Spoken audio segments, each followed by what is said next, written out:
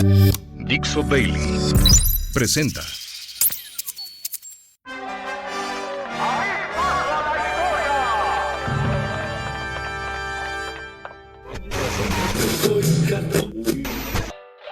Damas y caballeros, aquí se platican historias, Anécdotas y efemérides. Porque jamás la historia se atrevió a tanto. Con Alejandro Rosas. Hola, ¿qué tal? Soy Alejandro Rosas y esto es, como semana tras semana, porque jamás la historia se atrevió a tanto. Y sí, ya pasó una semana del inicio de la justa internacional de balompié, Ya ven que no podemos decir ciertos nombres que tienen vetados. pero pues así se va a ir pasando el tiempo y nosotros traemos, mi querido Albornoz y yo, varias historias que no tienen que ver realmente ya con lo que está sucediendo en Estados Unidos, Canadá y México, sino más bien retomando algunos temas históricos, algunas efemérides. Esta semana, por ejemplo, hoy 19 de junio se conmemora el fusilamiento de Maximiliano Miramón y Mejía. El 21 de junio, la entrada de Porfirio Díaz a la capital en 1867. El 23, a todos mis amigos zacatecanos y amigas zacatecanas a celebrar la toma de Zacatecas, 1914, mes de junio 23. Como cuenta el corrido, cuando Villa se hizo de la famosa ciudad minera. 25 de junio es aquel día donde se supone que Porfirio Díaz telegrafió "mátalos en caliente", pero nunca telegrafió nada, o al menos hasta ahora no se ha encontrado el telegrama. Eso lo platicamos en algunas de las primeras emisiones de este gran podcast histórico. Pero vámonos con nuestros temas porque el tiempo es oro. Quiero empezar con una sección que me gusta. Lugares con memoria. Como les dije hace un momento, el 19 de junio de 1867 fusilaron a Maximiliano Miramón y Mejía, en Querétaro, en el Cerro de las Campanas. Pero no voy a hablar de los pormenores del fusilamiento, ni de las últimas palabras, ni del cadáver. De eso ya tenemos varios episodios de otras fechas. Hoy quiero hablarles de un lugar con memoria que tiene que ver con este fusilamiento, y es la capilla que hoy se encuentra exactamente en el lugar donde fueron fusilados las 3 M's ese 19 de junio de 1867. Cuando los fusilan, pues el Cerro de las Campanas era un cerro sin mucho chiste. O sea, tenía ahí su maleza. Pues un cerro común y corriente, realmente no era gran cosa. Y de hecho, el lugar del fusilamiento fue marcado con unas cruces. Luego, por ahí algunos elementos como para señalar dónde habían caído cada uno.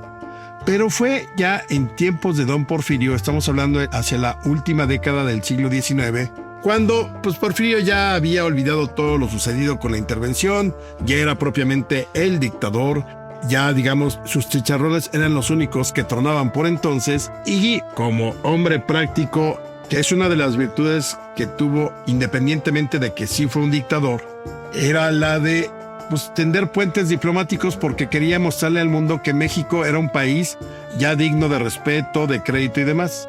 Entonces, hacia finales del siglo XIX, finalmente se restablecen las relaciones diplomáticas entre Austria, ya habían perdonado también el fusilamiento de Maximiliano, y México. Y entonces Austria solicitó la autorización para erigir una capilla ahí en el Cerro de las Campanas, en el lugar donde habían sido fusilados Maximiliano Miramón y Mejía. El hecho es que se construye con recursos privados, el predio era privado, o sea, no fue una cosa del gobierno, ni el gobierno cedió un terreno, sino todo era privado, y finalmente la capilla se inauguró el 10 de abril de 1901. El altar, pues obviamente las manos de los artesanos queretanos, sobre todo de la Escuela de Artes y Oficios de Querétaro, fue fabricado por ellos. Y se dice que la cruz que está ahí fue elaborada con madera de la fragata Novara. Esta fragata tenía, digamos, la historia de que era la fragata que había traído a Maximiliano y a Carlota en 1864 y era la misma que se había llevado el cadáver de Maximiliano en noviembre de 1867. Entonces, por eso la importancia de la cruz. Pero por todos esos elementos había uno muy importante, que fue una pintura de la Piedad, O de una piedad que había mandado hacer la familia imperial porque querían que esa pintura diera cuenta del dolor de la archiduquesa Sofía, la mamá de Max, desde luego por la pérdida de su hijo. Entonces, hay una leyenda ahí muy interesante. Dicen que el pintor vienés de Lung utilizó para el rostro de la Virgen el rostro de la archiduquesa y para el de Cristo el de Maximiliano, obviamente de pinturas y algunas fotografías que tenían de antes. Entonces, cuando vean esta pintura, pues imagínense que el rostro de la Virgen es la mamá de Max y Cristo, creo que ahí sí está súper exagerado, era Maximiliano. Pero bueno, no está comprobado. El nombre original de esa pintura se llamó Nuestra Señora de las Angustias. Y ya la colocaron ahí en la capilla muy bien, estamos hablando de 1901. Todo perfecto, como les digo, era propiedad privada, de pronto se permitía entrar a la gente, pero en general no pasaba a mayores ni tampoco tenía gran riqueza. Pues qué tal que en 1931 de pronto alguien decidió hacer un boquete en la capilla y se roba la pintura. La pintura costaba 5,000 pesos. Que por entonces era bastantito, aunque tampoco era la Mona Lisa o alguna de estas pinturas de los grandes del barroco ni nada. 5,000 pesos no era despreciable, pero tampoco el artista que la había hecho de Lung era alguien muy conocido. El hecho es que, como buenas autoridades mexicanas, no sabían dónde estaba la pintura, las investigaciones llevaron, como siempre en México, a ningún lado, y en 1932 las autoridades decidieron comprar una copia que fue adquirida en 250 pesos, para que vean que realmente 5,000 era mucho, porque la copia era de 250 pesos. Bueno, pasaron los meses, finalmente detuvieron a los ladrones y las autoridades les quitaron el lienzo robado, pero de pronto, entre azul y buenas noches, nadie supo qué pasó con la pintura y seguía desaparecida, no obstante que a los ladrones sí se las habían quitado. Y de hecho los ladrones no pagaron gran cosa de cárcel porque pues, era un delito menor. Insisto, no era la cabeza olmeca, no era la Coatlicue, no era el calendario azteca o la piedra del sol. Era una pinchurrienta pintura que había hecho la familia imperial austriaca. Bueno, finalmente, en 1935, el coronel Ramón Rodríguez Familiar se lanza para ser gobernador de Querétaro. Y curiosamente, una de sus promesas de campaña fue recuperar la pintura. Total que como ya era la época del carro completo, todavía no era el PRI, pero ya en ese momento era Partido Nacional Revolucionario, pues el coronel Ramón Rodríguez ganó y tomó el poder el 1 de octubre de 1935. Quizás, como por arte de magia, 28 días después, el 29 de octubre, de pronto el lienzo llegó en un sobre grande envuelto por correo al Palacio de Gobierno de Querétaro. Y además con una carta que decía: señor gobernador, yo conseguí rescatar esta pintura, pero usted prometió que la rescataría. Aquí está para que se la entregue a los queretanos. Así que curiosamente, el gober Ramón Rodríguez prometió eso en campaña y a las 3 semanas de haber tomado el poder ya la había recuperado. A partir de ese momento, obviamente dijeron, ya para qué la metemos en la capilla del Cerro de las Campanas, mejor la llevamos al Museo Regional de Querétaro. Así que el original de la famosa Piedad, o esta pintura que se llama Nuestra Señora de las Angustias, la que mandó a hacer la mamá del emperador Maximiliano, pues se encuentra en el Museo Regional de Querétaro. Ahí la pueden visitar. Y la pintura que vean ustedes en la capilla del Cerro de las Campanas, esa es la de los 250 pesos. Como sea, cuando vayan a Querétaro, dense una vuelta por el Museo Regional, porque además ahí van a ver el ataúd de madera donde pusieron a Maximiliano después del fusilamiento. Van a ver también ahí en el Cerro de las Campanas, la capilla es muy bonita y se ve el lugar exacto, está marcado con 3 lápidas donde fueron fusilados cada uno. Así que también los lugares con memoria son parte de nuestra historia. Y esta sección que viene a continuación es una sección muy sofisticada. Podríamos llamarla De pipa y guante. ¿Por qué? Porque se trata de asuntos fifís. Y hoy quiero hablarles de uno de los lugares más fifís que tuvimos hace ya más de un siglo. El famosísimo Jockey Club. Bueno, Resulta que a mediados del siglo XIX había una pulquería en la ciudad. Bueno, había muchas pulquerías. Pero una tenía la mejor esquina de la capital y sin embargo era una de las peores pulquerías de la capital de México. Esta pulquería se encontraba al inicio de la calle de San Francisco, hoy Madero, casi esquina con San Juan de Letrán, lo que hoy es el eje central. ¿Y dónde estaba esa pulquería? Pues prácticamente en lo que hoy conocemos como la Casa de los Azulejos. Además, la pulquería, todo el mundo decía, no, pues está muy padre, vayan a echar ahí unos alipuses, vayan a echarse ahí un curado de piña o alguna cosa así. Y vean que en la azotea de esa magnífica casa que hoy conocemos como la de los Azulejos, tenía su propio gallinero. Entonces la propiedad ya estaba muy deteriorada. Sí, la Casa de los Azulejos había sido muy importante durante el México virreinal, pero pues obviamente vino a menos al grado que hacia 1867 más o menos era una pulquería. Pues bien, en la década de 1870, el señor Felipe Iturbe y Villar pues tenía una lanita guardada, decidió comprar la propiedad y pues empezó a meterle lana. Paralelamente con el surgimiento del porfiriato en 1876, esa calle de San Francisco y Plateros, como se llamaba entonces, de pronto se convirtió en la más exclusiva de la Ciudad de México. Digamos que era el Mazarik de hoy en día. Es decir, ahí estaban los mejores restaurantes, ahí estaban las tiendas de moda, por ahí paseaban los carruajes, era la que se podía recorrer a pie sin ningún problema. Ahí estuvo el Salón Rojo, la primera sala de exhibición del cinematógrafo de los hermanos Lumière. O sea, realmente era la calle de la sociedad porfirista o de la alta sociedad porfirista. Como ya para ese momento era importante, en 1881, el general Pedro Rincón Gallardo formó la Sociedad Mexicana de Carreras Hípicas. ¿Para qué? Pues para formar todo un grupo de los que les gustaba ir al hipódromo, que luego financiarían el de la Condesa, el de Peralvillo. O sea, realmente tenían mucha lana. Pedro Rincón Gallardo además había luchado contra la intervención francesa y todo. O sea, había lana de por medio. Y entonces esta Sociedad Mexicana de Carreras Hípicas decidió abrir un club. ¿Y dónde mejor que abrirlo que en la Casa de los Azulejos? Y dijeron, mira, si le metemos lana por aquí y por allá, esa puede ser la sede de nuestro Jockey Club.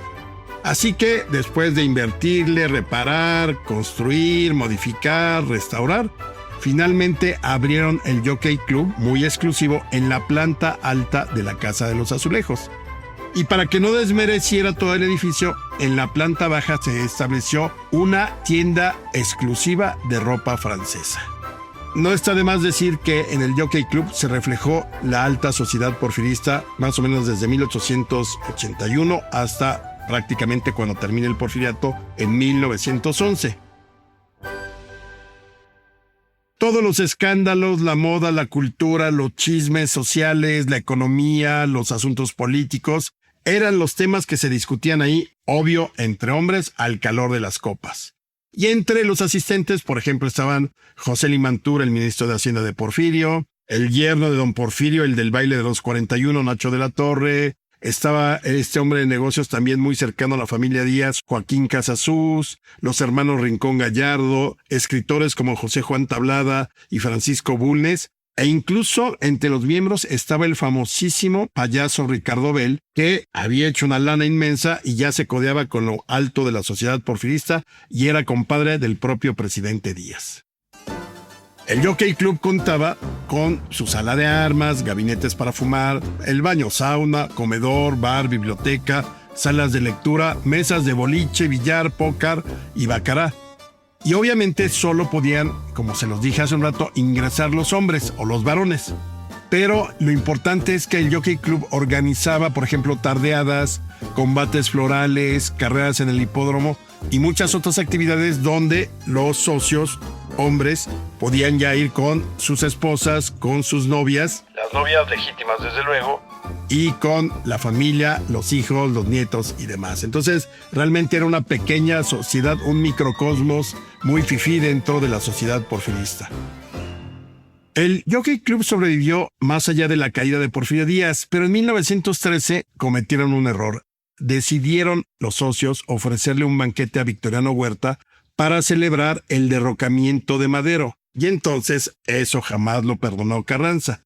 Carranza, recuerden, se levanta en armas contra Huerta, y ya en 1915, cuando llega a la Ciudad de México por segunda vez, dijo, nos vamos a chingar a los fifís, y entonces le entregó toda la propiedad, la Casa de los Azulejos, a la Casa del Obrero Mundial. Prácticamente le entregó como al sindicato hoy de los trabajadores de la educación u otro. Dijo, aquí tienen esta casa, hagan con ella lo que quieran, sucede, pero pues trátenla como quieran. Obviamente la casa vino a menos y pues la familia Iturbe, que la había comprado allá por 1870, quiso recuperarla, le metió otra vez lana, pero restaurarla salía verdaderamente carísimo. Así que cambia nuevamente la historia de esta Casa de los Azulejos del Jockey Club, y en 1918 hace acto de presencia un estadounidense que ya en ese momento tenía una droguería y 2 fuentes de sodas. Me imagino que ya saben cuál es su nombre o su apellido. El nombre es Frank y se apellidaba Sanborn. Y él decidió comprar la Casa de los Azulejos. Aquí hago un paréntesis. Todo mundo cree que en esa foto donde se ven los zapatistas desayunando en Sanborns, desayunaron en la Casa de los Azulejos. Falso. Cuando llegan los zapatistas en 1914, sí ya existía Sanborns, el café, pero no estaba en la Casa de los Azulejos, tenía otra dirección. Así que los zapatistas nunca desayunaron en la Casa de los Azulejos. Está demostrado, comprobado y dicho y hecho. Cosa juzgada. Bueno, en 1918 le echó ojo a la Casa de los Azulejos Frank Sanborn, vendió sus locales, invirtió todo lo que tenía y entonces sí abrió la Casa de los Azulejos como droguería, restaurante y fuente de sodas. La noche del 11 de octubre de 1919 finalmente se preinauguró la Casa de los Azulejos como la gran casa matriz de los hermanos Sanborn, y desde entonces está ahí. Una nota del Demócrata señalaba en esos días: la Casa de los Azulejos ha quedado convertida en un establecimiento digno de rivalizar con los más elegantes de París. Un verdadero palacio de las 1001 noches. Y no mentía. Cualquiera que haya ido a la Casa de los Azulejos a desayunar hoy los molletes Sanborns y demás, se dará cuenta que sí, verdaderamente es una joya. Pero recuerden, ahí no desayunaron los zapatistas, ahí fue Jockey Club, fue Casa del Obrero Mundial y finalmente el Sanborns de los Azulejos.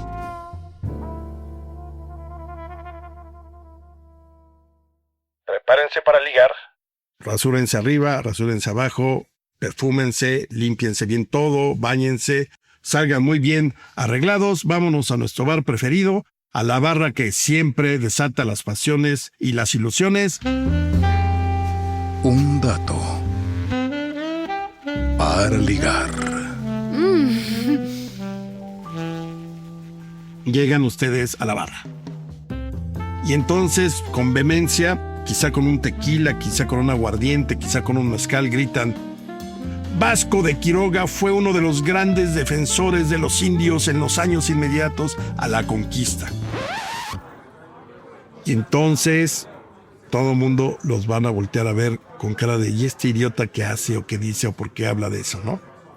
Pero quizá por ahí haya un prospecto o una prospecta que se les quede viendo y entonces voltean hacia ella y le dicen: y a Vasco de Quiroga lo conocemos como Tata Vasco. Y entonces ya, en ese momento, todo se calma, se acercan a su prospecta o prospecto y empiezan a contar. Vasco de Quiroga tenía fe en los naturales de la Nueva España, es decir, en los indios. Y sobre todo, él creía que por el grado de desarrollo que tenían, porque era bastante amplio, civilizatorio y demás, creía que podía construir o crear una nueva sociedad. Una sociedad mejor que la que existía en Europa, en Asia, en África y en algunos lugares de América. Una nueva sociedad, una nueva humanidad. Así que, espérame, brindemos. Salud. Así que en 1532, te sigo contando, solicitó al Consejo de Indias permiso para organizar pueblos hospitales.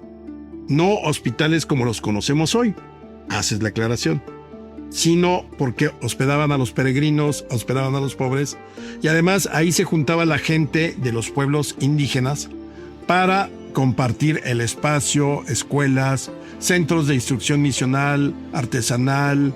O sea, realmente era un pequeño pueblo donde todos vivían en cierta armonía. Lo interesante, y aquí es donde van a empezar a seducir, y dicen, lo interesante de todo es que Quiroga, para sus pueblos hospitales, se inspiró en una obra de las clásicas de la literatura y de la filosofía humana, Utopía, de Tomás Moro, que fue publicada en 1516. Y seguramente tú sabrás que tanto Quiroga como Tomás Moro fueron contemporáneos. Entonces, en Utopía, Moro describió la organización de una sociedad ideal, una nación asentada en una isla que se organizaba a partir de ideales filosóficos y políticos distintos a los que en ese momento, digamos, recorrían el mundo occidental, o sea, Europa. Estamos hablando de la segunda, tercera más o menos década del siglo XVI. Sí, salud. Brindemos por Vasco de Quiroga. Te sigo contando. Lo interesante es que la comunidad descrita por Moro en su obra Utopía podría ser definida hoy en día como una especie de socialismo primitivo, donde quedaba establecida la propiedad común de los bienes, la distribución era equitativa, la de la riqueza, no había propiedad privada, digamos, todos trabajaban para todos, todos se organizaban para todos, todos aprendían oficios, o sea, realmente era una sociedad que vivía en comunidad. Entonces, te sigo contando, Quiroga leyó con devoción Utopía y dijo, esto es lo que hay que hacer en América. Y además llegó a pensar que Tomás Moro, tan linda le había parecido la obra, que Tomás Moro había sido inspirado por el mismísimo Espíritu Santo. Si ya para estos momentos no estaba viendo su prospecto, regrésese un poquito, métale un poquito más de picante o algo, porque ya tendría que estar rendida. Pero bueno, sigamos. Te cuento que el experimento de hacer Utopía en Nueva España comenzó en Santa Fe, exactamente ahí por 1532. Santa Fe, sí, donde de pronto vas seguramente a el centro comercial o a estos lugares con los grandes departamentos y demás. Ahí fue donde comenzó su experimento de Utopía y comenzó con un pequeño pueblo que tenía 10 casas y compartían todo. Al poco tiempo ya había 70 casas, tenían huertos, campos donde cultivaban maíz, trigo, cebada, lino y además aves de corral y ganado. Años más tarde, Quiroga dijo, aquí está mi labor hecha, y se fue a la zona de Michoacán, la de los lagos, y ahí fundó Santa Fe de la Laguna, donde realmente consolidó su proyecto utópico, que pues al menos funcionó unos años. Obviamente, y aquí es donde ya terminó para que brindemos mejor, y si quieres construyamos nuestra propia utopía esta noche, pero te cuento que, pues, obviamente como es la naturaleza humana, mucha gente dijo, ¿saben qué? Sobre todo los conquistadores, vamos a explotar a los indios y que vivan la riqueza. Y entonces estos pueblos, en muchos casos, desaparecieron o tuvieron que buscar la manera de sobrevivir más allá de la utopía en la que creyó Vasco de Quiroga. Así que, hagamos de esta noche nuestra propia utopía. Salud. Espérenme un momento porque me toca mi pausa de hidratación. Ya vuelvo.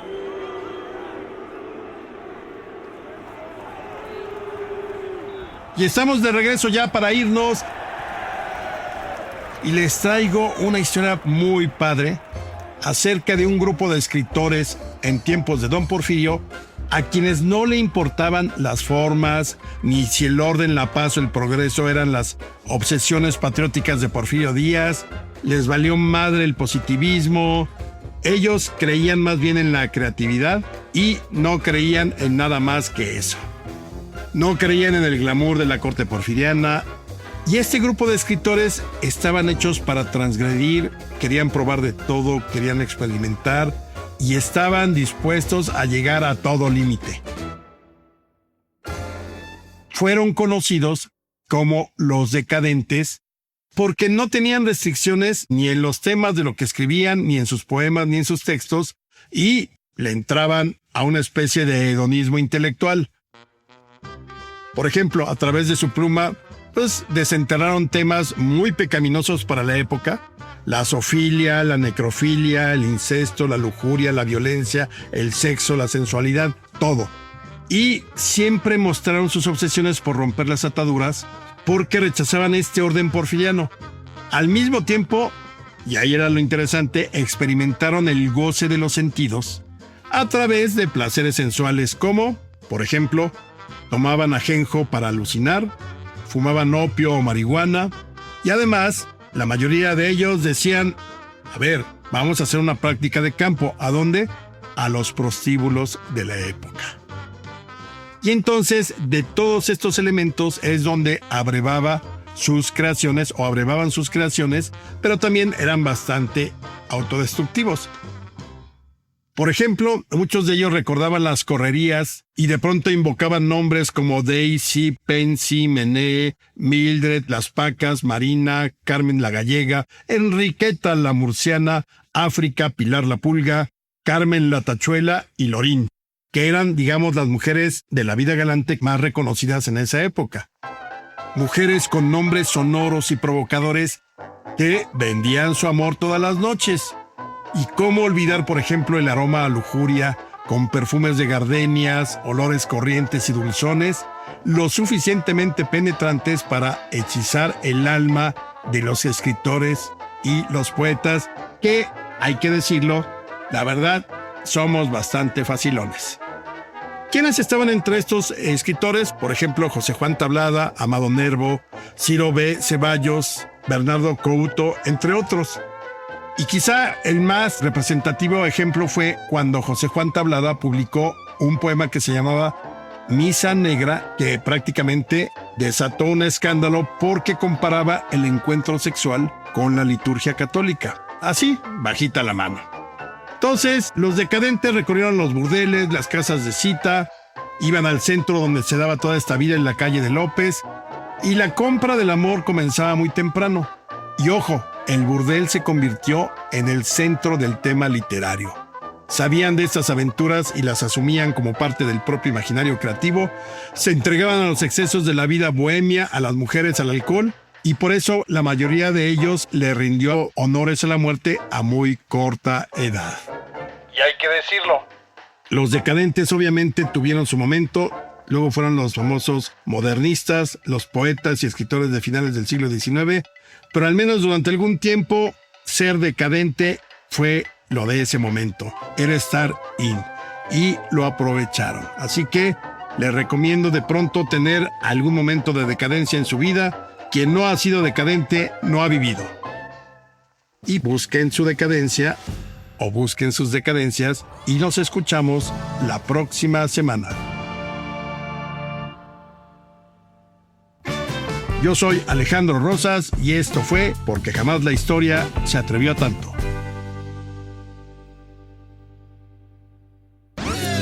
Una producción de Dixo.